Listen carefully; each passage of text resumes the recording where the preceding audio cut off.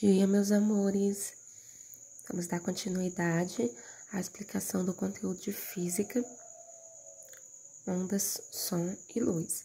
Na parte anterior, a gente já tinha falado sobre ondas, agora a gente vai falar sobre o som. Bom, a gente já sabe que o som, ele é uma onda mecânica, pois ele necessita de um meio material para se propagar, ou seja, o som, ele não pode se propagar no vácuo, não é isso? Então, aqui a gente tem um exemplo, né?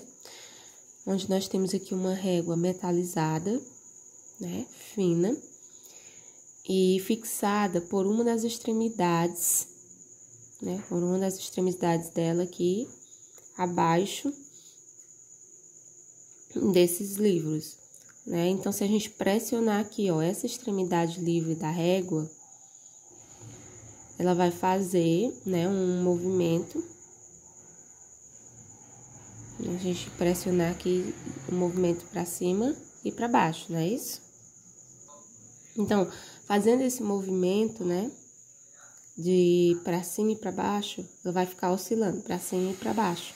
Então, esse movimento alternado, ele provoca compressões e expansões do ar em contato com a régua, produzindo assim as ondas mecânicas, né, denominadas de ondas sonoras.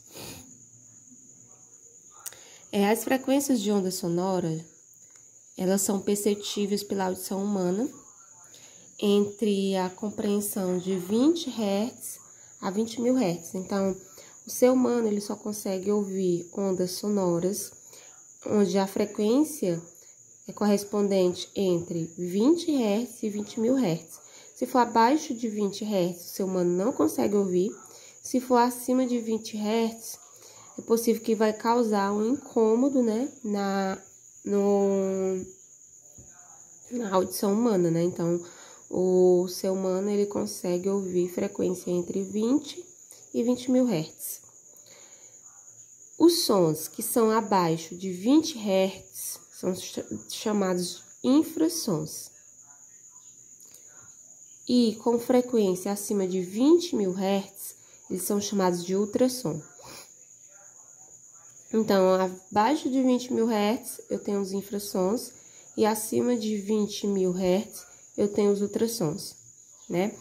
Alguns animais, eles podem ouvir os infrassons e os ultrassons, que são aqueles que são inaudíveis para a audição humana. Os cães, eles têm uma frequência cujo intervalo são entre 15 Hz e 50 mil Hz. Ou seja, os cães, eles conseguem ouvir os infrassons, que os infrassons são abaixo de 20 mil Hz, e eles conseguem ouvir os ultrassons, que são acima de 20 mil Hz.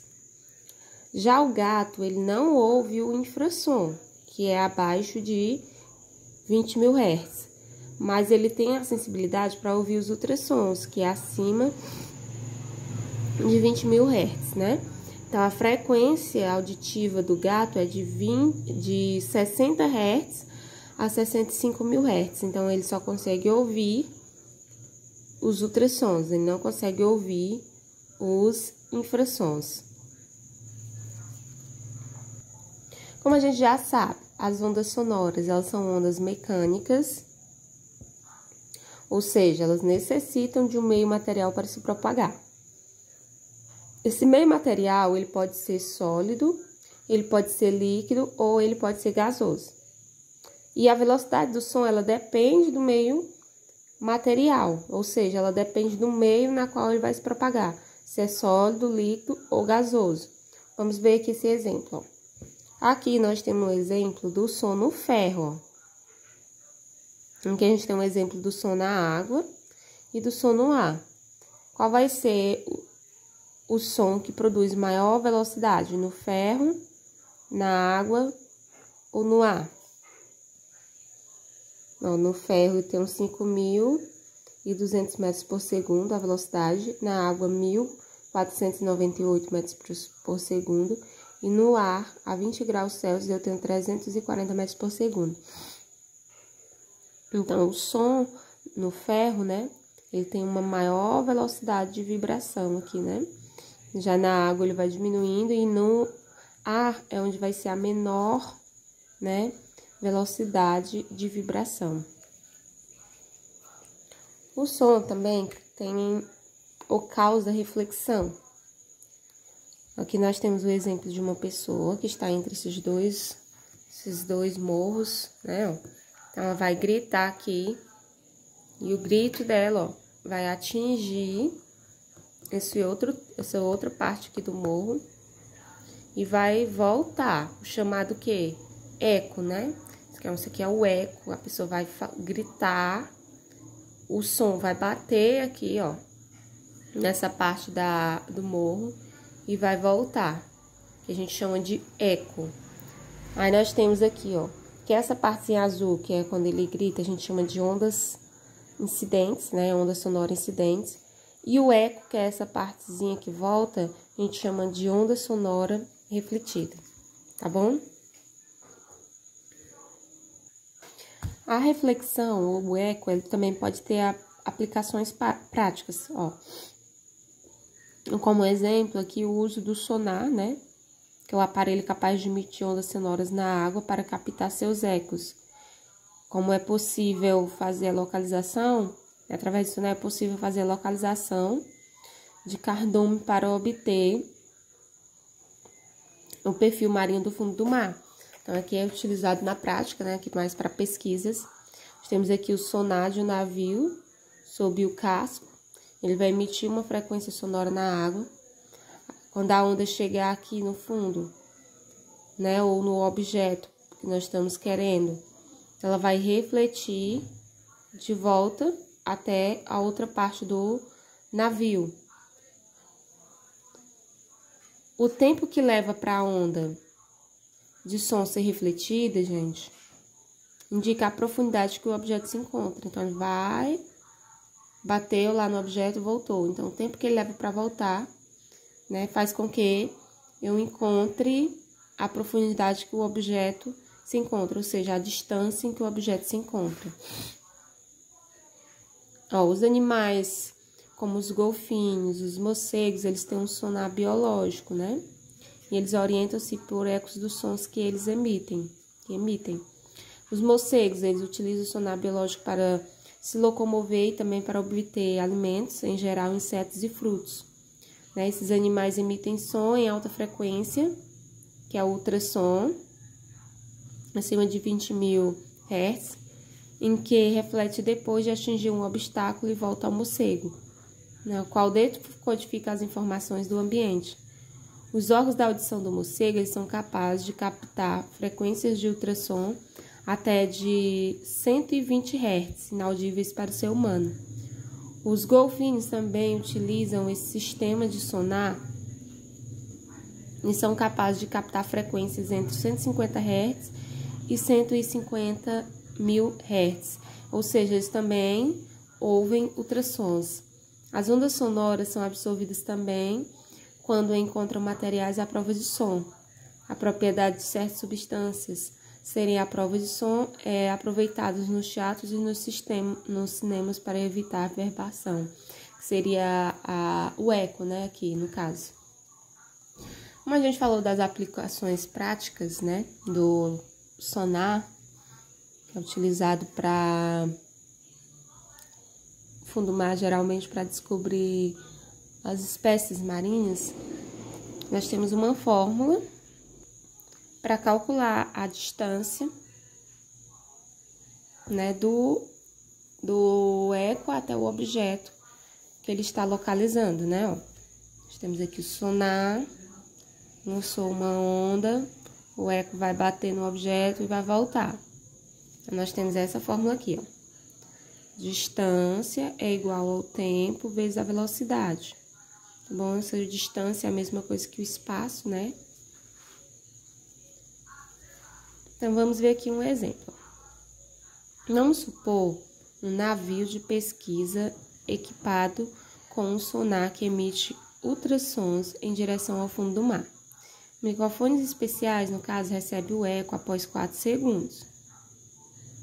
Tá?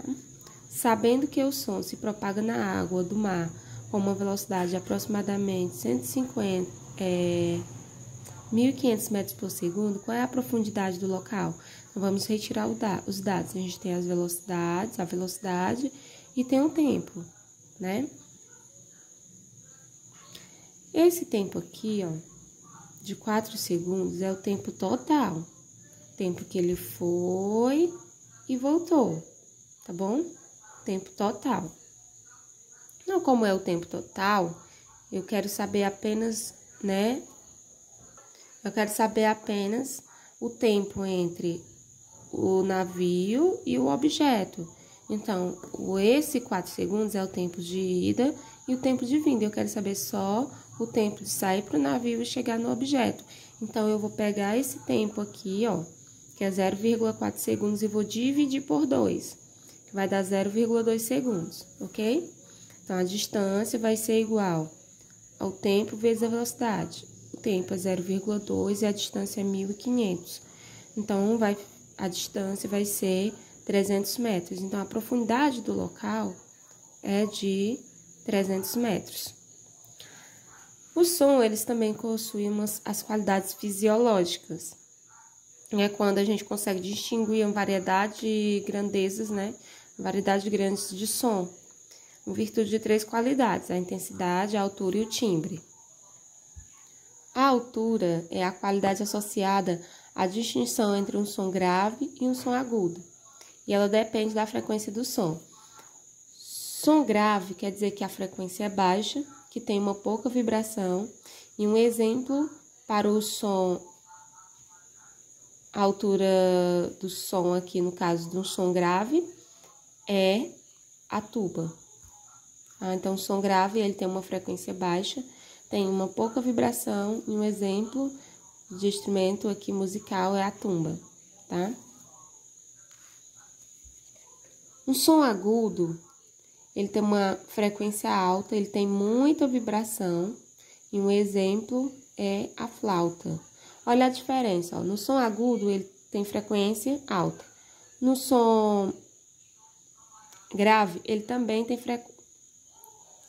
Perdão, aqui. No som grave, ele tem frequência baixa.